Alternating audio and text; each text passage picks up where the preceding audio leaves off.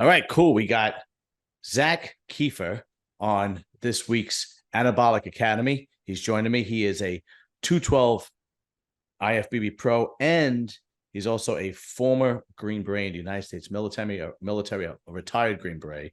So, of course, I had to have you on because I have to give my respect to the armed forces. What's happening, Zach? Appreciate you having me on. Thank you. Of course, bro. Of course. How long were you in the service for? About 13 years, roughly. Wow. And what does it take to become a Green Beret? Well, you have to apply, and then basically you end up going to what's called Special Forces Assessment and Selection. I don't know how long it is now, but when I went through it was about 3 weeks, and then at the end of it, they select you to continue on through the pipeline of training. And then from there, depending on your job, it takes between a year to 2 years to get your tab, and then from there you go to regiment. And you're constantly even being assessed and selected. Even when you get your Green Beret and your tab, you're always being assessed. It never ends. Yeah, so they don't want you slipping or anything like that. No, never. Well, I guess you have to when you're the best of the best in the United States military, right? Yeah, I agree. What did I utilize you when you're a Green Beret? How did I utilize you? Well, being a Green Beret is a little bit different. A lot of people know about Navy SEALs. Green Berets we're a little bit different. We do what's called unconventional warfare. We're basically the guys that get sent behind enemy lines to basically teach other armies how to defend themselves. Like Vietnam, we went behind enemy lines and teach the Montagnards. And then if you look at like Afghanistan, we deployed first and helped the Northern Alliance free from the Taliban. And that's what really. Yeah, we embed with the locals and then help them fight for themselves. That's unbelievable. That is a tactic, that I never even realized that we had, but is actually incredible strategy, right? Yeah. So did you have to actually physically do that yourself? Oh yeah. I deployed a couple times to Afghanistan. I went to Iraq, Syria. Every Green Beret also has to learn a language. That's what separates us from other special operations units. Wow. We have to actually learn a language while you're in the pipeline. You actually have to be proficient in that language, not only your job, but you also have to learn everybody else's job and then learn a language. And then, it never ends. How many languages do you speak, man? Just two, English and French. Well, no, when you said you had to learn the language, I'm assuming some kind of Afghanistan. You said you were in Iraq. I actually had to learn French because originally my group's area of expertise was Africa. And then when the War of Terror kicked on, we got pushed, obviously, to Afghanistan. There's no French. There's no French in Afghanistan. Yeah, right. So how did you communicate with them? We had interpreters, and they were great. Oh, okay. Usually they were local guys that were coming out of their own village and risking their own lives and their families' lives by working with us. You put everything into perspective, man. My wife just got home and said to me, she was walking the dog. We have two puppies, but you wouldn't think they're puppies because they're big dogs, But she was walking. We have a 6-month-old Cane Corso, and she was walking him, and she's like, "You'll never believe what happened to me. I was walking Jolene, that's the dog's name, and my flip flop broke, and I had to walk home with one flip flop barefoot." And I was like, "Yeah, that kind of sucks." So man, then I come on here with you and you're like, kind of puts everything into perspective, doesn't it? Sure. But no, man. So no, it's you guys are the real superheroes, and I'm not blowing smoke up your ass because I gain nothing from telling you that, but you guys are the real superheroes. There are not too many people in this world that would actually risk their necks. There are plenty of people that sit on their ass and talk about it and blame people and say we have to do something about this, but they don't. And then there is a small percentage of Americans that go out and actually do it. And you're one of those guys. So always much respect and much love to the armed forces, and especially yourself, because you're here with me now doing Anabolic Academy. Yeah. And there's still guys out there still in the fight. A lot of people don't know there's still guys deploying all over the world. There's still a lot of hotspots. It's just not on the news anymore. Yeah, and there's still guys. The SEALs are still in the fight. Even down to the regular Army units and Marines, there's still a war going on. There's just not on the news anymore. Isn't that sad? isn't that really sad that the military doesn't get any media time? But we're talking about, 1% of the population who, want to be trans, right? That's taking up all the airtime, or, whatever the case may be, some ridiculous event that had, like, oh, the TikToker went to New York City and caused a riot, right? Like anybody gives a shit about that TikToker, right? But the military, who is necessary, if they're gone, then we're screwed. They get zero media time, and they get zero. I don't know. It's just unfortunate. There should be a lot more attention placed on you guys, but I don't want to go in that direction. All I want to say is much respect to you for doing what you did, and tell me how you transitioned from that to becoming a professional bodybuilder, and you're also a trainer. You're also a contest prep coach, and you're also a judge for the IFBB and the NPC. I actually got into it while I was in the military. Basically, you had to stay. Fitness is pretty much the core of, the military. Mm-hmm. And when I got home from deployments, it kept me busy. And then when I was obviously deployed, even though I kind of took up like the old school Arnold adage, there was always a weight to be lifted. You ever read his book, he talked about how he used to lift like tool bags with belt, the tools in them and stuff. So you could always lift weights. And so I came home from a deployment once and was like, you know what, I want to compete. Something I always wanted to do. And I decided to do my first show. It's called the Golds Classic. It was in Wilmington, North Carolina. I won it. And then from there, I was like, I enjoyed it. I prepped myself. Really? And I was like, yeah. Didn't know what I was doing. Just went off the old school forms. The old school bodybuilding forms was basically picked out, diets that I saw and did my own thing. It was the worst prep ever. Yeah, of course. And then I went to NPC Nationals a couple years later. I got just crushed because I didn't know what I was getting into. You win a local show and you're like, oh man, I'm gonna go to Nationals. I'm gonna get my pro card. It was the furthest thing from the truth. Yeah, that happened. Got smoked. Yeah. Well, that's what happened to me. I told the story a million times, but I won every local show I ever did. I've won at least one class. So my first one, I won the open class. Then after that, I've won Masters overalls in 3 consecutive classes. So I'm like, I'm ready for a national level show. But about 25 minutes from me is Team Universe. So I'm like, let me go see what it's really like. And that's the year John Meadows won and turned pro. And I remember coming home, and I tell the story a million times. I told my wife, yeah, we're done here. There's no way I'm going to be able to look like that ever. And to be honest, you see it. If you look on Instagram, you'll see it all the time. You'll see somebody win their local show and they're like pro card bound, and then they get a rude awakening when they show up. Like, they go down to, well, this year it'd be in Texas. They go to like NPC Nationals, or they go to the North Americans or the USAs or whatever show, and they get just straight, because everybody there is a winner. Everybody. Yeah, they get crushed. It's like, you got to remember that the top 5, top 6 guys in every category, in every class, those guys are ready to turn pro. It's just maybe they need a tweak here and there, but those guys are all the best amateurs in the country and possibly the world. So what do you think you're going up against? But anyway, all right. So why don't we jump into the questions? I got a bunch of questions. We'll answer all of them unless something's directed to me specifically. But the first question I have is from Instagram, Savage_Sean01. He wants to know, when buying underground GH, how do you know it's any good? You want to take that first, or you want me? Or you don't want to tell? You don't have to touch it if you don't want to. I'll take it. Oh no, honestly, to be honest, buying underground from underground sources, you're kind of taking a risk, to be honest. Yeah. Unless it's been vetted and been tested. Underground GH and like some other compounds like Primo, Anavar, Halo, those are commonly faked.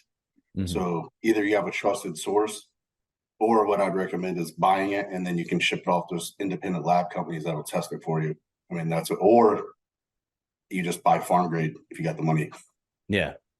No, I agree with everything you said. The only other thing that you actually can do is you can actually buy a test kit yourself, and you can get it on Dave Palumbo, and it's called the Growth Hormone Test Kit. It's $120, and it specifically looks for the text for somatropin.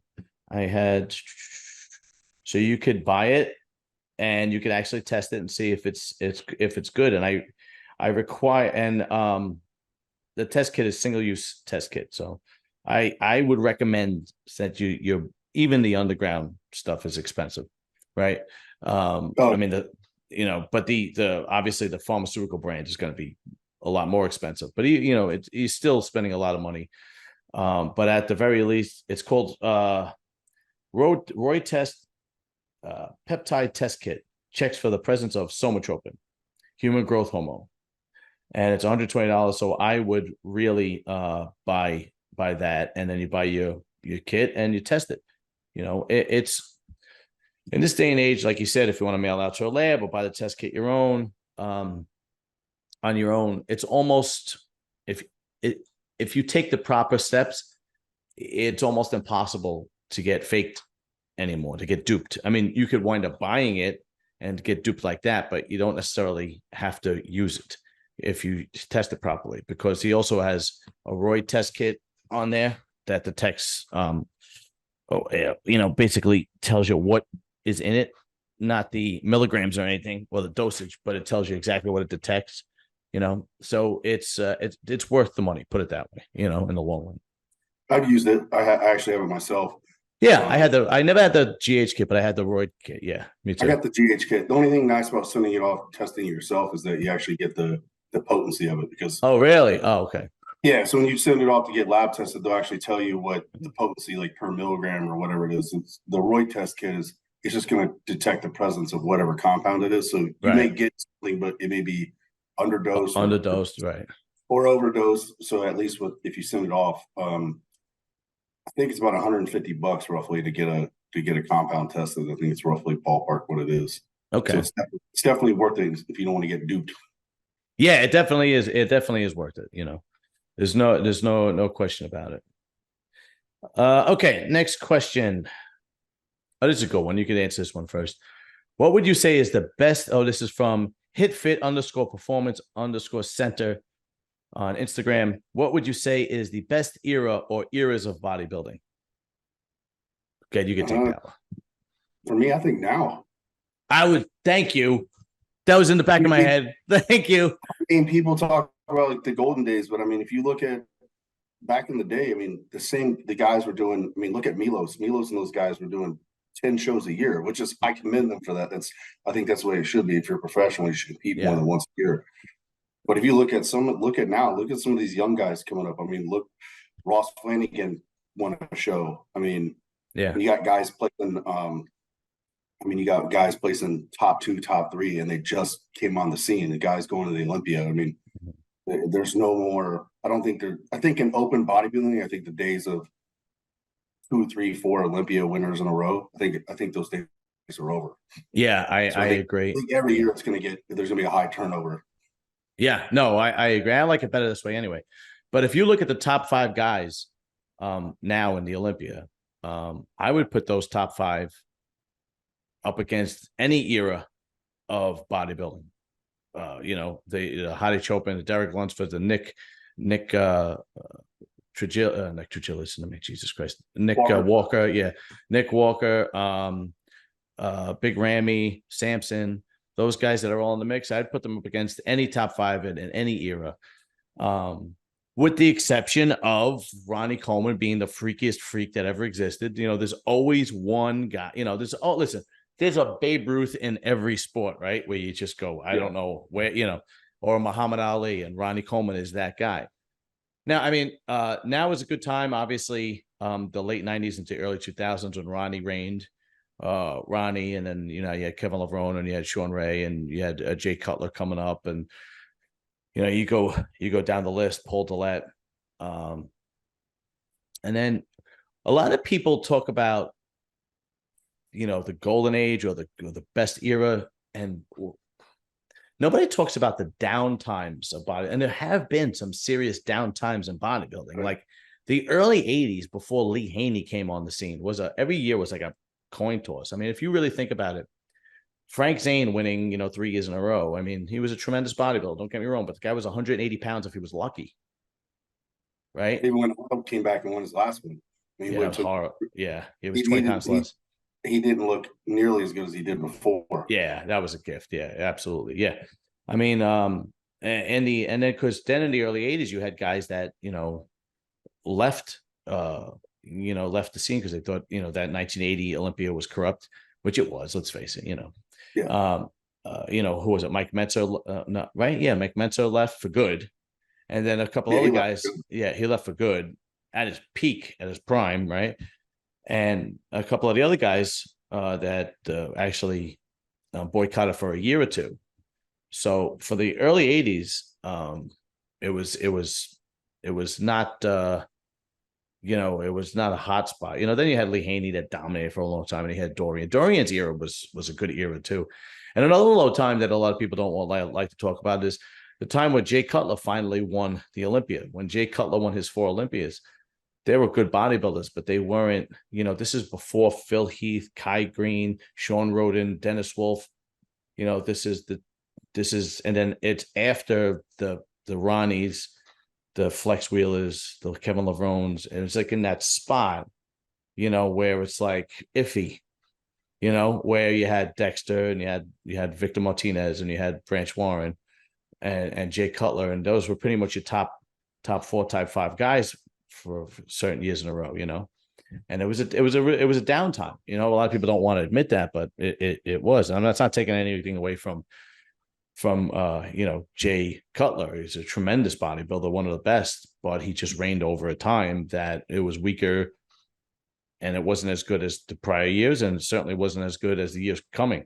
And this is my opinion, but what the hell do I know? I mean, if you look at those areas, like the top 4 or 5 were deep, but then the back part of the field was not very strong. Right. I mean, look at the top 10 this last year. I mean, you had guys like Ian Bayer. Right. Exactly. You had Hunter back there. You had Samson. I mean, to me, I think Samson's the dark horse to win it this year. Yeah, me too, actually. Guys, that top 10, if you take the top 10 from this last year and this coming year, I mean, I think that blows any top 10 out of the water. Yeah, I mean, last year Rafael Brandao came in 10th. It's amazing. Yeah, that's saying something. Yeah, exactly. I agree with you 100%. Yeah, absolutely.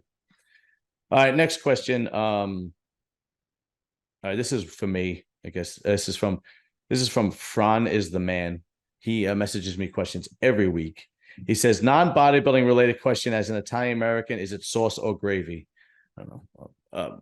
When growing up, we always called it gravy, but I get it. In America, gravy is the brown shit you put on your turkey, right? But we always called it gravy for some reason. I don't know why.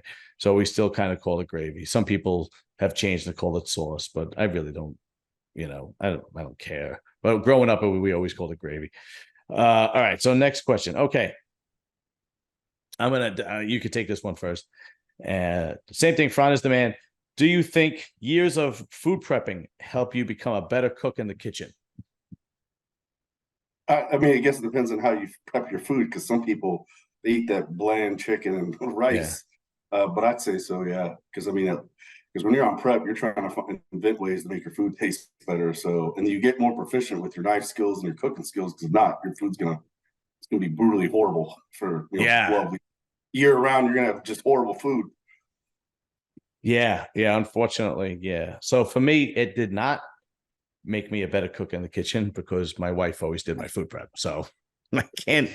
And still to this day, even though I don't compete, I still eat clean. I still eat like a bodybuilder, not as much. So, and she still does it. So, that's why I married her. Well, one of the reasons anyway. Reasons, yeah. Yeah. You know what it is? She's very traditional. Her parents are from Greece, So she has those traditional values where, no, I take care of the kitchen. I take care of the house. No, that kind of thing. And I was like, sounds good to me. Okay, great. All right. Next one. I think this one is for me too. Fron is the man. Have you worn the MD shirt since the New York Pro? So did you hear that story? No. I was with MD for a little while. Muscular development for maybe about 6 months, and we had a falling out. And I bought a T-shirt because I was supposed to do the New York Pro cover with Ron, and I never wound up doing it. It's a long story. I never wound up doing it, but I had bought the T-shirt, and I didn't. First of all, I didn't wear it to the New York Pro because by that point I already knew that the falling out was going to happen. Or technically, I was still with MD during the New York Pro, and we were having emotional exchanges back and forth, if you will. So I said, fuck it, I ain't wearing this shit. I'm wearing my own shirt, wearing my own fucking podcast shirt. And then they're going to have to fucking video me with that. But I did wear it when I explained I did a video where I explained everything that happened with muscular development. I'll actually send it to you. And I wore it then to show them the proof that I actually bought the shirt. And the answer is no, I only wore it that one time, and then I threw it out because I wasn't wearing that fucking shirt anymore. That was it, you know. So you basically wore it out of spite. Yeah. Well, just to like, if you're working for somebody for free, and you say, "How do I get a muscular development T-shirt?" and they say to you, "Here's the website, you could buy one," and you go, "Really?" So really? Yeah, so, I feel you on that one. Yeah, really. Okay, all right. I mean, there's more to the story than that, but that's all I got. Literally, that tells the whole tale, you know. Okay, so let's see the next question. Okay. Any tips on how to grow forearms? So you could take it. You're the pro. I mean, for me, I actually do forearm curls on my arm days. I do like the old school Arnold forearm curls to get your forearms bigger. But I mean, just doing heavy weights, I mean, your forearms are naturally going to grow maybe if it's like some people can't grow calves, so you may be not genetically disposed to get big forearms, but if you work them, they're going to grow. Yeah. It's like any other muscle. So you do the old school one where you take the dumbbell and you kind of just do it off the side. I do it a little different. We actually have a forearm machine at our gym too. Oh, what kind of machine is the one that you squeeze or? Yeah, the old school one where you put a plate on it and you sit on it and you squeeze. Yeah. They had that at my gym too. I have 3 forearm exercises that I always throw in here and there. First, I do a kind of like a side hammock curl up the middle, you know, because that hits the top of your forearm. And then I usually get 135, the Olympic bar with the 45-pound plates. And I do the forearm curls, but holding it backwards behind me. Oh, and then I let I let the bar slip all the way down into my fingers like this. So instead of just doing it like this, it's more of like that, if that makes sense. Do you know what I mean? Yeah, I used to do those. Yeah. And then the other thing I learned this from arm wrestling because I had covered arm wrestling for a little bit, and I had a couple of friends in arm wrestling. Is I would take the cable with the the handle, the single handle, and then I'll just push the cable up and down like that, and that actually works your forearms really well. And if you watch any pro arm wrestler and amateur arm wrestler, they're always doing that because they're always trying to strengthen their forearms. So those are my three tips. And I think the most thing that helps the most is letting that bar slip into my fingers, and bringing it back up. When you're not a good bodybuilder, let's put it this way. I'm not a good bodybuilder, which is why I have a microphone and a podcast, right? Otherwise, when you're not a good bodybuilder, you have to really research other ways to and really study ways to actually grow, right? Because what I mean by that is if you're not genetically gifted just to grow, you have to figure it out, So I always try to figure out the best ways to stimulate the muscle and get the most out of my workouts, because let's face it. I mean, look, the last show I did was 2014. I was 181 pounds. I was a light heavyweight, and that was, and I'm 5'8". I'm not, I'm not going anywhere as a bodybuilder. Let's face it, right? I mean, and there was no classic back. I think it was the classic came out in 15 or the year after or something like that. Yeah, I think it came So out like 15, 16. did it? Okay. So, so my whole life when working out, I would always, not my whole life, I would say when I really started getting into it, like maybe into my 20s, late 20s, early 30s, is when I really started having to actually figure out how to stimulate the muscle better, how to get mind muscle connection better. Because, there are guys that look at weights and grow and they don't have to do anything. They have the worst form in the world. And you go, how the fuck, I don't know if you saw this, the YouTuber, TikTok guy, Sam Sulek. Yeah. Yeah. He has the worst workout fucking form ever in the world. It's horrible. And he just got signed by Hostel, I think. Yeah. Too. He just got signed by Hostel, but he is a genetic freak because he's 21 years old. He's built like a brick shit house. And I mean, you just go on his videos and you just see him. It's just horrible form, but he's a hyper. Yeah, it's really. So you've seen it before, right? Yeah, I'm like, man, I'd be in the hospital. It's fucking terrible, but it's because he's a hyper responder, and just looking at the weights makes him grow. Where guys like me, I can never do that. It was always like, what am I doing wrong? And I would always have to like go above and beyond and figure out how to make my back better, my shoulders better, my leg, everything. So that's why I knew so much about my forearms, because I had to put some time and effort into figuring that out too. All right. Next one. I'll give you this one too. What's the most bodybuilding friendly alcohol to drink? That's also from Fran is the man. Probably vodka, I'd say. Because I use that during peak week. Do you really? I even have my clients drink. Yeah, I use it during peak, like a couple nights before to help dry out. I use it with my clients. Really? Actually, yeah, I learned it from my coach, AJ Sims. He calls it a death shot. Basically, you take vodka with a little bit of caffeine and or like a espresso packet, and it helps dry you out. It's like the old school approach. But that would make sense, right? Because wasn't that the story that's the legend with Ronnie Coleman and Kevin Levrone, right? Yeah, it's old school. Yeah, you use And Levrone's like, come to my room, and they were drinking vodka before the show. And the yeah, next day, Ronnie beat everybody, right? Yeah. I think a lot of coaches rely on diuretics way too much nowadays compared to you could use the old school. I mean, diuretics do have their place in the sport, but I mean, it's probably the most dangerous part about it. But using vodka will help dry you out, and it's a natural diuretic too, so it's going to get you dry.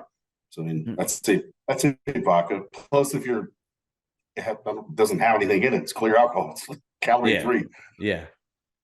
For me, what's the most bodybuilding friendly alcohol to drink? I say nothing. I say, you're not supposed to be drinking alcohol if you're trying to put on, if you're trying to really put some emphasis into building muscle, alcohol has no place. I mean, in the instance that you say it's for a purpose, right? And it's done in minimal, but overall, if you're really just trying to put muscle on and maybe be a competitive bodybuilder, or if not, just do it as a hobby, alcohol has zero place.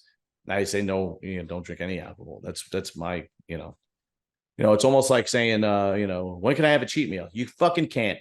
I agree, because especially if you're trying to grow, alcohol really doesn't, especially if you're on certain compounds. Your liver is already going to be taxed. So the last thing you want to do is try to make it stressed out even more. Yeah, right. Yeah, exactly. Yeah, no. So, all right. Next question. You could take this one first too. Fran is the man. How would last week's version of Hunter place in this year's Olympia? That's a good question. I think that was the best version of Hunter we saw. 100%. Yeah, absolutely. 2 years ago.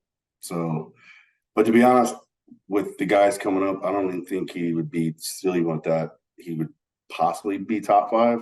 Because you got Samson, Hottie, and Derek. That right there to me is your top 3. Depending on how they come in. Yeah. And then you never know how anybody else is going to look.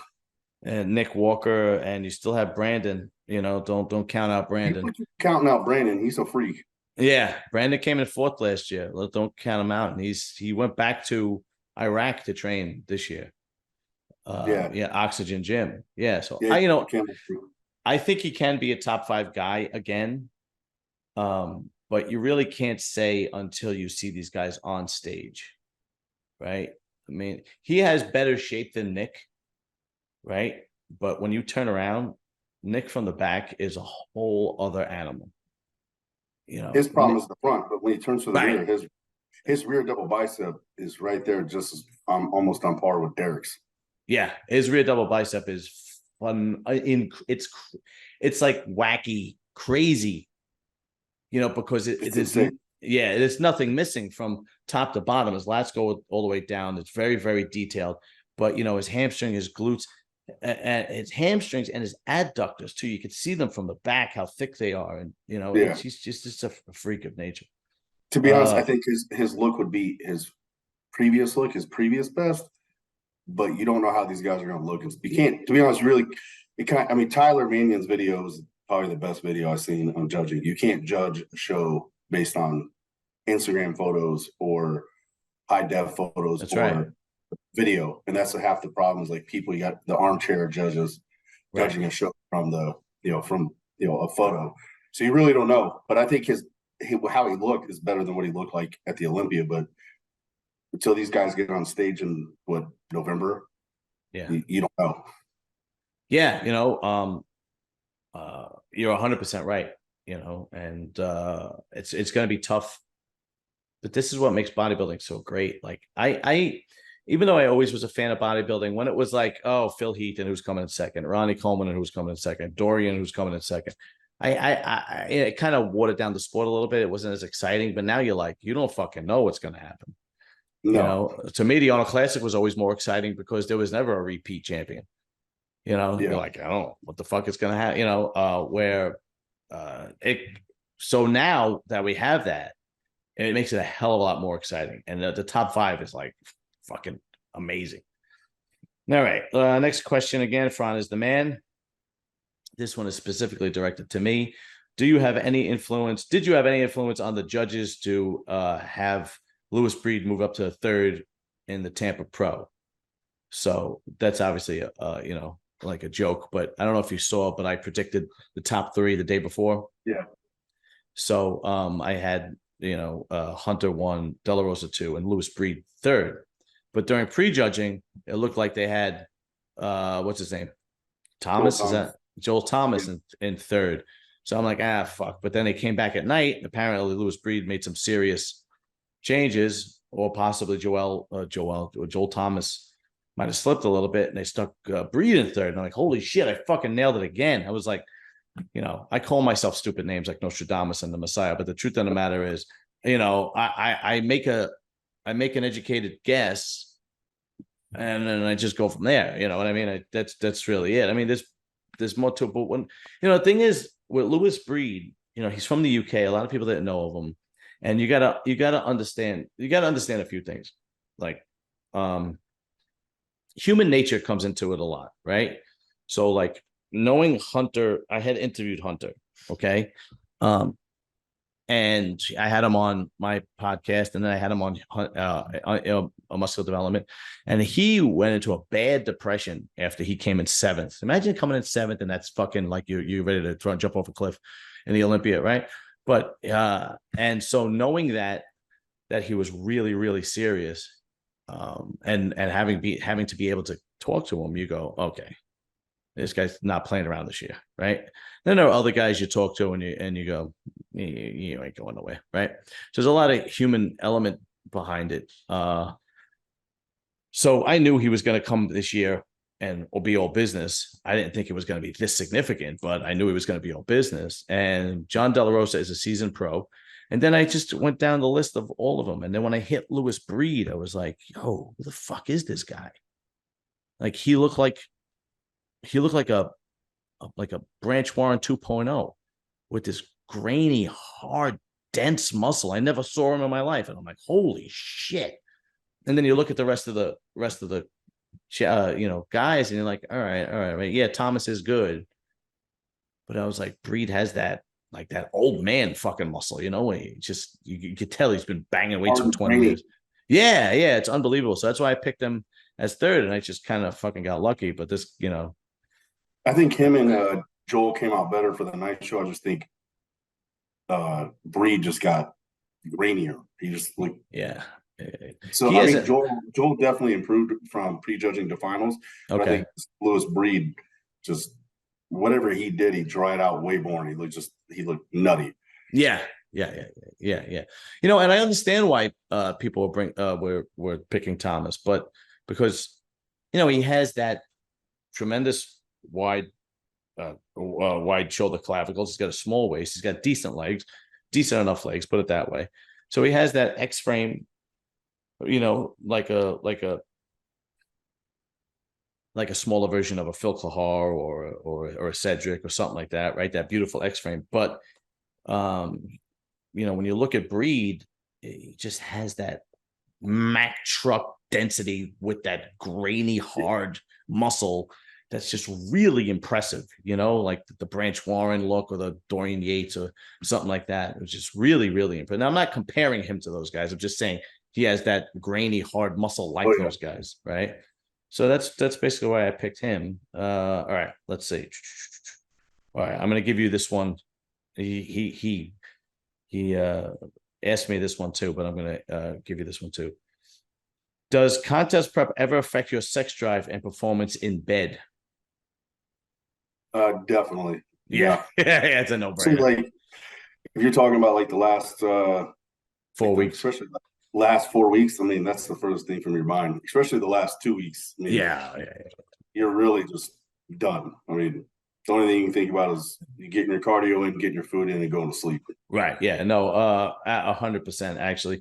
And it goes, ask Mrs. Livia for verification. So that, you know, but yeah, my wife wants nothing to do with the podcast. Absolutely nothing. She goes, I do not want to be on it. I do not. I said, that's fine with me. And I think you're so grumpy. I think you're anybody on contest prep, male or female, right, is so right. grumpy the last 4 weeks. Like, you probably your significant other just doesn't want anything to do with you. Just I'm gonna be a prep over with. That's right. Yeah. So the 4 weeks out was probably the worst, you know, because like you said, all I'm thinking of is getting this over with, and again, it gets to the point where you go from excited to like I want to win to the point where it's like I just want to fucking get this over with now. You know what I mean? And then you get to a little bit exciting like a couple of days before. You're like, oh shit, it's really gonna happen.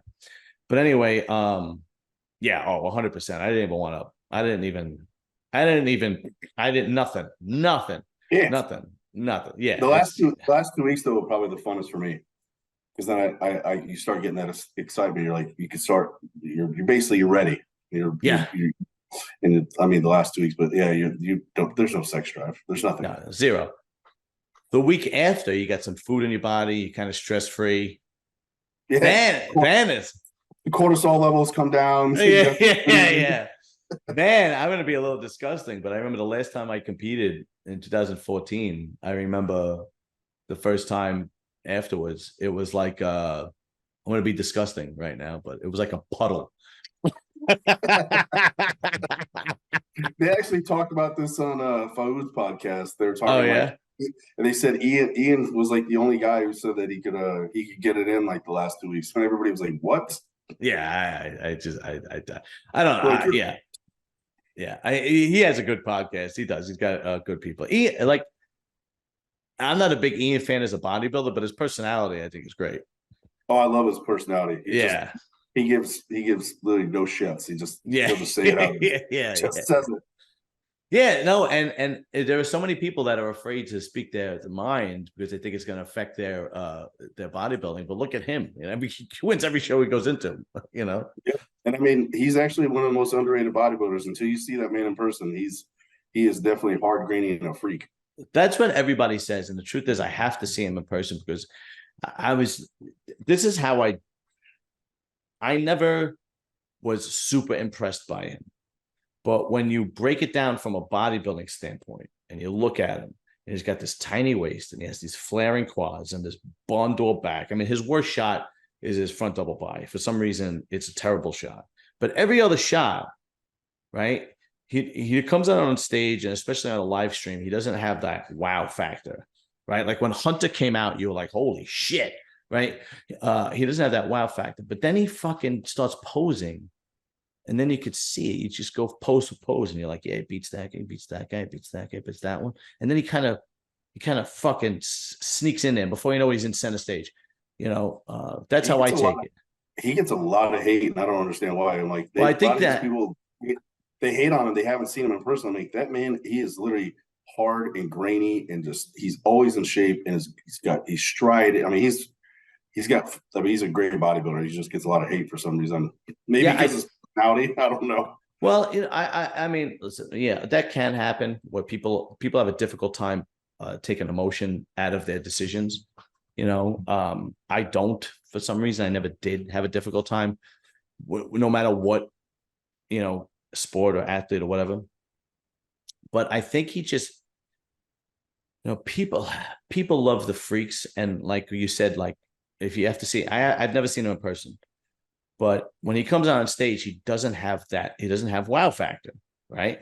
He doesn't. Like, okay, for example, he's a better bodybuilder than Hassan Mustafa, but Hassan has tremendous wow factor. He comes out and you're like, what the fuck? But then you start breaking it down pose to pose, and you go, Hassan's kind of like, a little blocky. He's got a thicker waist. He's not as hard from the back, so on and so forth. If you break it down, pose for pose by a bodybuilding standpoint, Ian is obviously the better bodybuilder, but Hassan has that wow factor because he has that fucking Mack truck 3D density that when he first comes out, you're like blown away. And I think a lot of people just don't have a good eye for bodybuilding, and they just go, well, Hassan should win. And it's like, no, you got to look at the. Yeah, and I think that's the biggest problem, why they don't understand judging, is because it's not just about one body part; it's about the complete package that comes to the stage. And Right, that's what a lot of people aren't. They'll look at a pose and be, for example, like the side chest, and they're like, "Oh, Hassan's got bigger arms and a bigger chest." But also, as a judge, I'm looking at their legs, the separation between the ham and the quad, That's the right. grainy, and you're looking at the striations in the outer pec, and they're like, and then you can see the waist and the posing and how people just judge a bodybuilding show based on appearances. They don't go based off the criteria. Yeah, absolutely. I couldn't agree more. That's the last question I have of that. The only other question I have was a friend from the gym, and he told me that he had a problem building his back. And, we were shooting the shit a little bit, and I had told him to tell me his form. And that was where the problem was. His form was where the problem was, right? What do you tell people that don't have like a genetically big back, and they just go, I really need to try and improve my back? What kind of tips, being that you're a contest prep coach, what kind of tips do you give them in order to have them improve their back? I think nowadays people are afraid to lift heavy weights when it comes to back. They want to do the pretty stuff, but yeah, getting back to the old school stuff, heavy T-bar rows, heavy deadlifts, heavy, barbell rows. I mean, you just got to go heavy. I mean, those heavy compound movements will build your back, because that's what's going to build your density. It's going to build your width. And then just old school pull-ups. I mean, I do pull-ups after every workout. I'll go do at least 3 sets of 10. And then I do on my back days, it's how I start my back day. I do 3 sets till failure. And then I pre-exhaust my back and then go and hit my workout. Right. Yes. I do the same thing. I do pull-ups first before every back workout. I don't do it every workout, but I do it before every back workout as a warm-up. I agree. If you're looking to build back, stay away from the machines and cables, and you have to go old school, hard iron, bent over rows, one arm rows, T-bar rows, deadlifts, so on and so forth. But at the same time, especially somebody like me, like I said, who I always had to like find a way to make them grow. If that's the form, was always something that you really have to get down. Because especially with back, there's a lot of throwing and leaning or using your bicep, and because you want to pull as much weight as possible, and you really need to learn the form right. So like for example, like I just, when you do a bent over row, you see a lot of guys or young guys or guys or whatever, kind of like jerking it up. It's always like, it's like, you see that a lot because they want to push the weight and so on and so forth. But the truth of the matter is, your back should be steady, and you should be able to squeeze with your elbows. That's another thing a lot of people don't say. Just pull with your elbows. If you pull with your elbows, that means you're going to, you're going to be pulling with your back. That was always the tip that I got, So on everything, I pull my elbow, and I try not to rock. I try to stay slow and have good mind muscle connection. I can't really explain everything. I would have to explain in the gym, like I did to this young guy that was helping. Even one-arm rows, you see people do one-arm rows and they're like literally twisting their whole body. You don't want to do that. You're taking it back. You're literally taking your back out of it. Use them more to trap. Right. They don't drive that. A lot of people don't drive the elbow to the hip. Right. Right. Exactly. Yes. Because you shouldn't be. You should be almost on every movement. You should be still. You shouldn't be moving very much. That elbow should be getting driven straight back, or depending on the movement, either straight back or down to your hip. And they're going way too heavy. Yes. They too many guys I've seen in the gym. These ego lift. They're not lifting with a purpose. That's right. 100%. I couldn't agree more.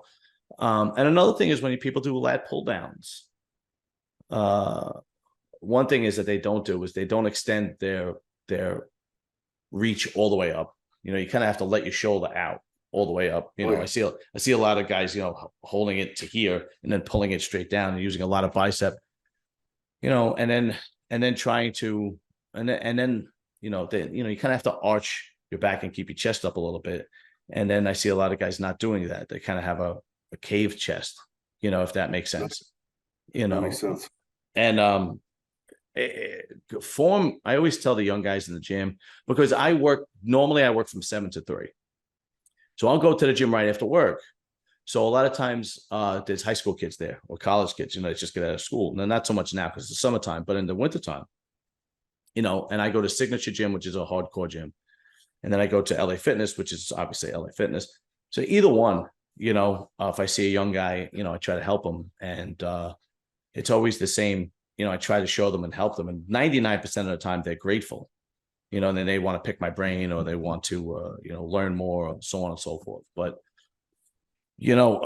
form is everything. And a lot of reason why, especially the young guys, they don't like to change form is because they can't move the weight as much. They don't look good for TikTok. Yeah, absolutely. It's just, and I'm like, I tell them, just get the form right. The weight will come. You got, the weight's going to come if you get the form right, but a lot of guys, they want to do they're deadlifting with 3 plates, like they're young, the 17, 18 are deadlifting with 315 or 405. And they look like a dog taking a shit in the park. Their back is completely hunched over. It's just fucking horrible, Horrible. And you try, and those are the same guys that take their shoes off. It's like, dude, well, you don't even know what you're doing yet. You don't have to. You don't have to take your shoes off. You don't need to take your shoes off. Man. Yeah.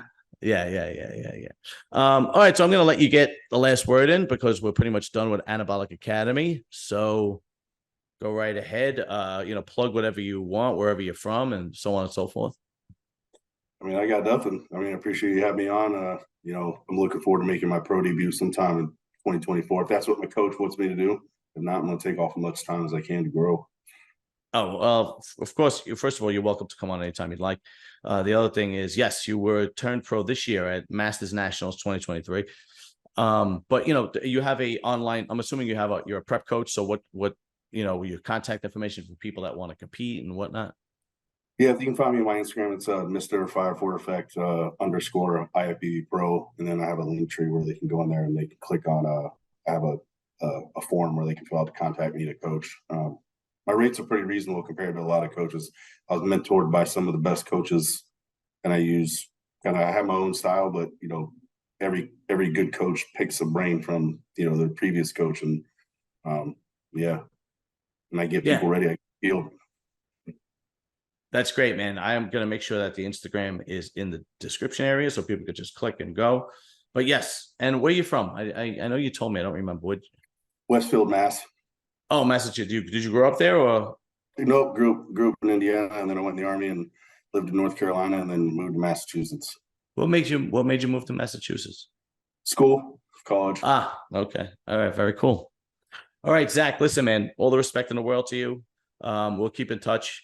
Definitely want to know when your pro debut is, and we'll see how it goes. I know sometime in 2024. I'm assuming you're doing 212, right? 212, yeah. I competed at middleweight, but I had to suck down big time to make weight there. I'm usually a light heavy, but I'll be ready for my pro debut. I'm already like almost 220 already now, and I weighed 176 3 weeks ago. Wow. Holy shit. All right. Well, yeah, that means you mean business. So Zach's coming. That's for sure. All right, sir. Thank you very much. I appreciate you coming on, brother. And we'll be in touch, and I'll send this over to you when it comes out. Appreciate it. Thank you. You got it, Zach. Have a good night, man. You too.